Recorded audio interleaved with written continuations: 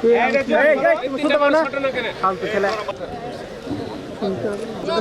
যে নবাব খালের উদ্বোধন হলো। খাল খনন করে বৃষ্টির পানিটাকে সংরক্ষণ করা, নদীর পানিটাকে খালে নিয়ে এসে তৃতীয় লক্ষ্য হলো যে খালের পানিটাকে কি করে সেচের কাজে ব্যবহার করা যায়, যেন একটা খাদ্য স্বয়ংসম্পূর্ণ অর্জন করতে সহায়তা করতে পারে।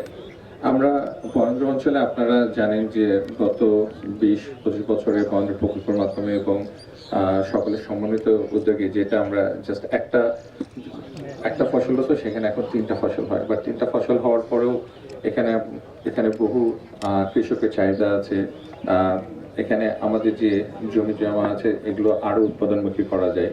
সো মাননীয় প্রধানমন্ত্রী আপনার যে ইলেকশন ম্যানিফেস্টো যেগুলো দিয়েছিলেন, হারুন চাচা বলেছেন যে উনি ইলেকশন ম্যানিফেস্টো যেগুলো প্রমিস করেছেন, উনি কথা দিয়েছিলেন যে আমরা জনগণের ভোটে নির্বাচিত হলে, আমরা ক্ষমতা গ্রহণ করলে অতি সত্বর আমাদের ওয়াদাগুলো পূরণ করার জন্য সচেষ্ট থাকবো।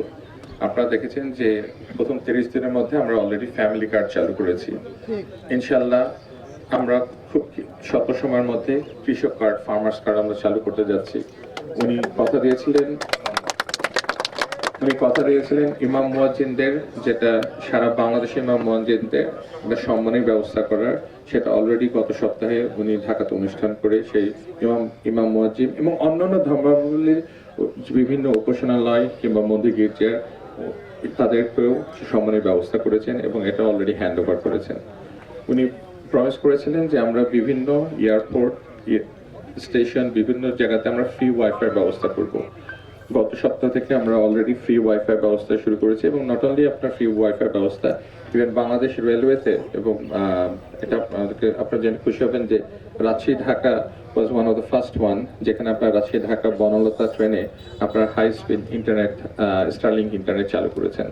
সো আমাদের প্রধানমন্ত্রী জনাব তারেক রহমান যেগুলো ইলেকশনই ওয়াদা করেছেন, যেগুলো আমরা প্রতিশ্রুতি দিয়েছি, আমরা ওয়াদা পরিপূর্ণ করতে আমরা বদ্ধপরিকর, এবং তারই ফলশ্রুতিতে আজকে আমরা এখানে সমবেত হয়েছি নবাব খাল উদ্বোধন করতে। এবং ইনশাআল্লাহ যে আমাদের যে লক্ষ্য, আমাদের যে এই খালটা পুনর্খনন করা হলে এটা যে সুবিধা, ইনশাআল্লাহ এলাকাবাসী এই সুবিধা পাবে।